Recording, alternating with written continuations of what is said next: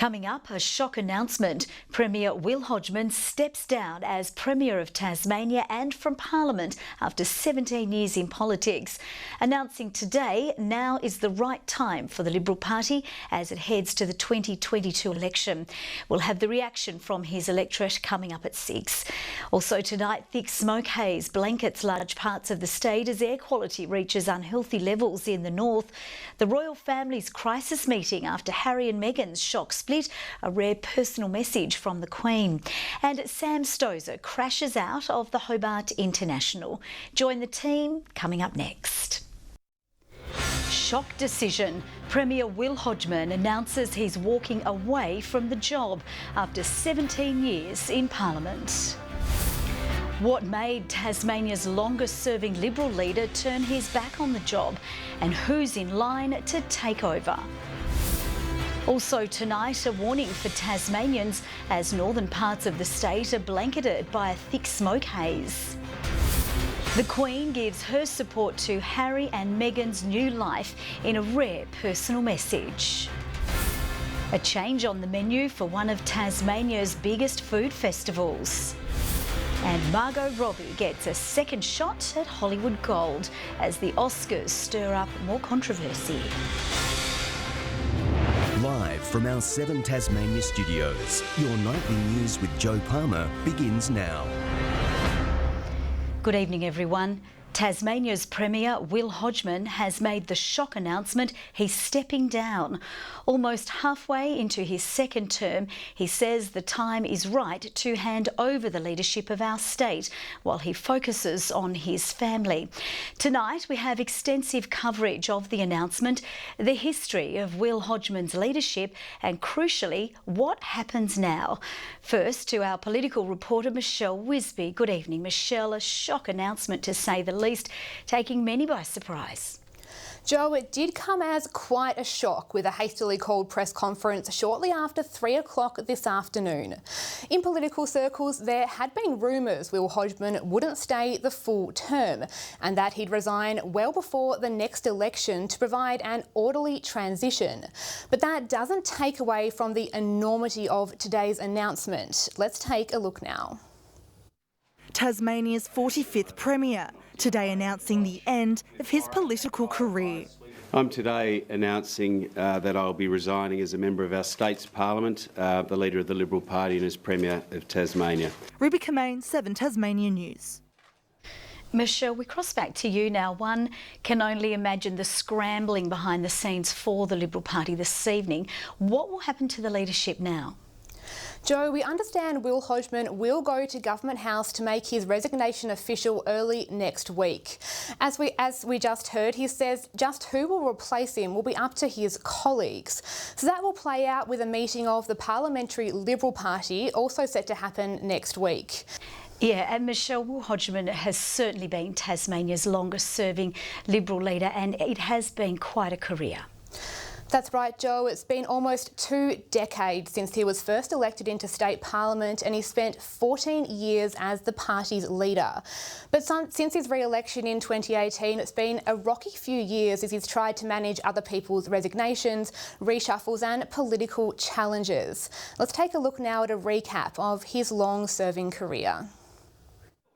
2002, more than 17 years ago, Premier Will Hodgman sits in a very different looking parliament for the first time.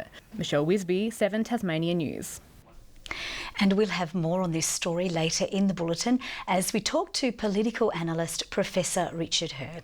But now we turn to the day's other news, and most parts of northern Tasmania were blanketed in a thick haze today with air quality readings reaching unhealthy levels. Our reporter Garth Burley joins us now in Launceston. Good evening, Garth. What are conditions like currently?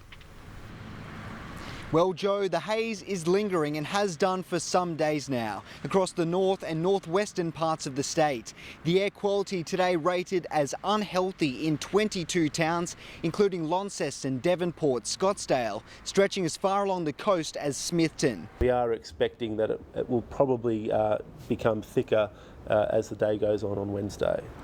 but it's expected to clear on Thursday. In the meantime, the health department says the people at serious risk are those with respiratory problems, the elderly and children under 5. So Joe, the advice is to stay indoors as much as possible. Okay, thank you very much for that, Garth. And while Tasmania's haze was unpleasant for many, the situation was far more dangerous in Melbourne today, where air quality reached hazardous levels. Workers' unions urged tradespeople to suspend outdoor work due to the toxic air and visibility.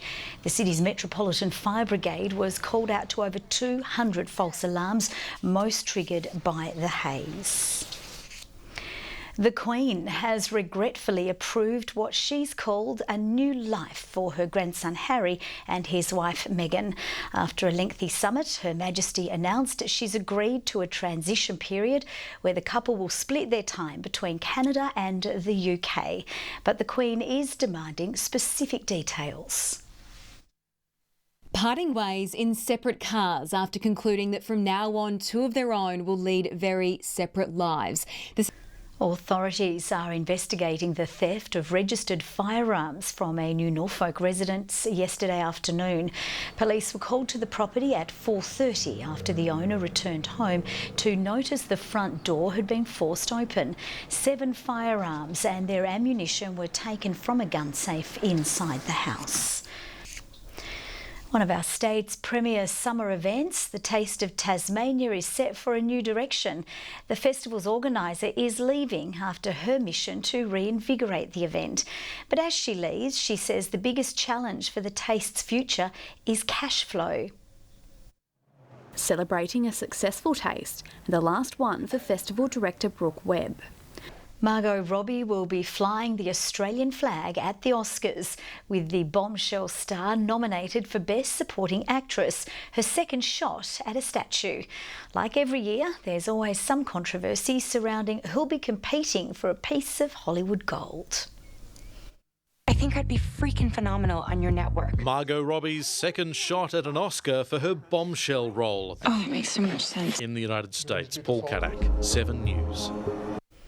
Stay with us. We'll have more coverage on Will Hodgman's decision to quit Parliament coming up after the break. Also tonight, handing out the hats, our top restaurants honoured for dishing up the very best. Tassie vets dig deep to help our bushfire-ravaged wildlife. And later, a sneak peek at a very special Mona Foma performance.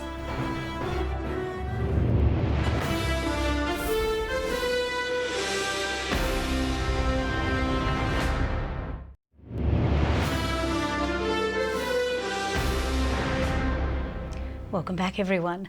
Returning to our top story tonight, the shock resignation of Will Hodgman as Premier of Tasmania. Delving into the details of what this means, we're joined now by political analyst Richard Herr. Good evening, Richard, and thanks so much for joining us. Yeah. Firstly, who do you think the front runners are to become our next Premier? Well, I suppose there are 4 who would be part of the senior leadership team that people would be considering. There's the current Deputy, Jeremy Rodcliffe, the Treasurer, Peter Gutwin, Michael Ferguson and Elise Archer are the ones whose names keep being mentioned. It'll be very interesting to see how that plays out, that's for sure. Richard, can I ask you, what do you think of Will Hodgman choosing now to make this announcement? Well, in political terms, it's, as he himself said, it's mid-term. It gives people 2 years to settle into the job and make their own mark so that when they go into the next election, they'll be fighting on their agenda. Okay, Richard, thank you so much for joining us this evening, political analyst pleasure, Jo. Richard Herr. The Australian Good Food Guide has unveiled its 2020 list of Chef Hat Awards, with a spike in the number of Tasmanian restaurants honoured. Restaurateurs saying the state's fresh produce is a key reason for the success.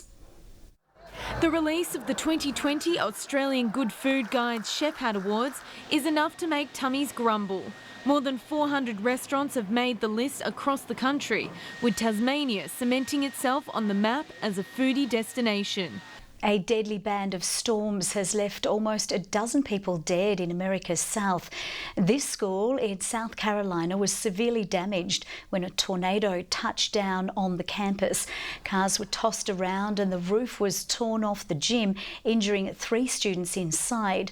Tornadoes touched down in 11 states, overturning mobile homes and tearing roofs from houses.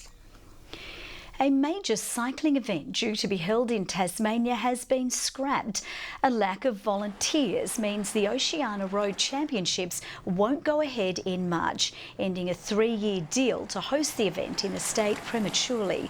The past 2 championships saw hundreds of riders compete in Evandale and Railton, with winners going on to represent the country on the world stage.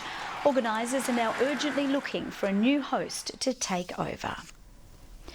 Tom Johnson will be joining us with more of the day's sport news a little later in our bulletin. With the Hobart Hurricanes reeling after posting their worst total on Tasmanian soil. Ben Simmons' top scores for the 76ers. And one Aussie left standing at the Hobart International. Those stories shortly for you, but first after the break we'll take a look at the day's headlines. Plus, we'll cross live to Will Hodgman's electorate for reaction to the Premier's decision to quit politics. And how a Melbourne man survived 3 weeks lost in a crocodile-infested rainforest.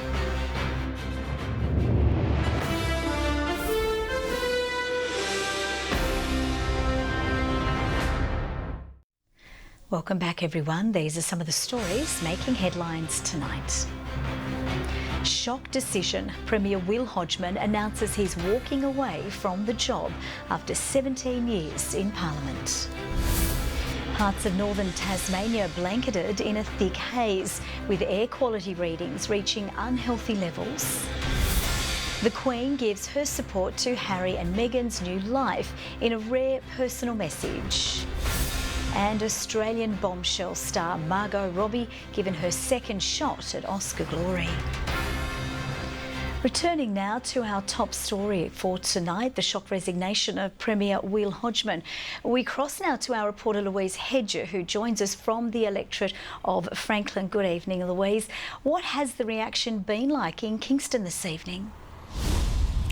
Joe, shockwaves have certainly been felt throughout this area as news of the Premier's departure spread throughout the community. The Liberal leader has been a member for Franklin for almost 2 decades now, after he was elected in 2002. So today's announcement has really come as a surprise for those who have observed his lengthy career within the electorate. We spoke with some of those shocked residents a little bit earlier today. Let's have a listen to what they had to say. Shocked, totally shocked. I hope everything's going to be fine for him though. And I thought any Premier that takes his son to a rock concert deserves my vote. I thought he was a good Premier. So, Joe, the Premier is expected to meet with the Governor early next week, and then there'll be a parliamentary Liberal Party meeting where they'll discuss who could be our next Premier. So the wait is certainly on, Joe. It certainly is. Thank you very much for that, Louise.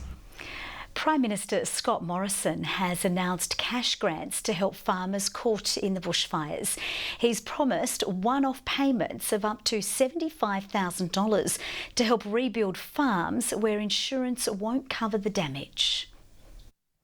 Farmer, father of 2, car collector Jade Corby balks at the term bushfire. It wasn't really a bushfire, it was something else. Tim Lester, 7 News. Now let's take a look at the day's business and finance news with thanks to Bank of Us, Tasmania's customer-owned bank. The Australian stock market hit a record high ahead of a US-China deal. The ASX 200 index rose 58.5 points. A short time ago, the Australian dollar was trading at a little under 70 US cents and 61.94 euro cents. Sport is next with Tom Johnson. Good evening, Tom. Sam Stosur's match in Hobart didn't last long. No, it was a real letdown, Joe. An hour on court and it was all over. We'll have a little more on the tennis after the break. Plus, Tim Payne's challenge to India for a day-night test accepted, and Ash Barty on the board in Adelaide.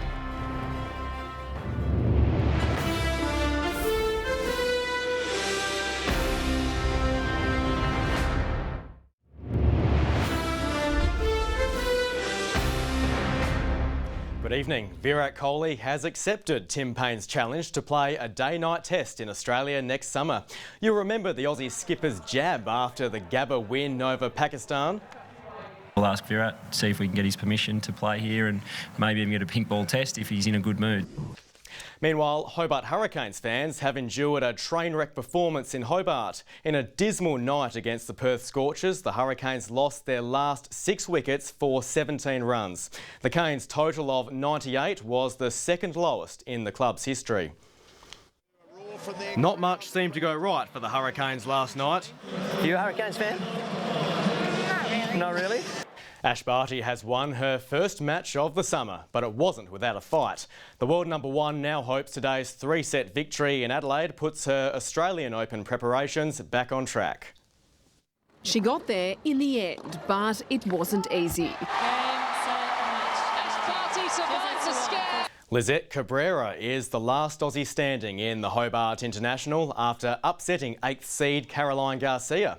Last night, Sam Stosur was bundled out in straight sets. Fans were peering into some quality tennis as Lizette Cabrera threw down the hot shots for an adoring crowd. And while gold medalist Sally Pearson won't be in Tokyo, she will be a mum by then. The Olympic champion hurdler and her husband Kieran are expecting their first child in July, just in time to watch the games on the couch. I'm sure they'll love it, Jo. I'm sure they will, that's for sure. Thanks so much, Tom. Murph joins us after the break.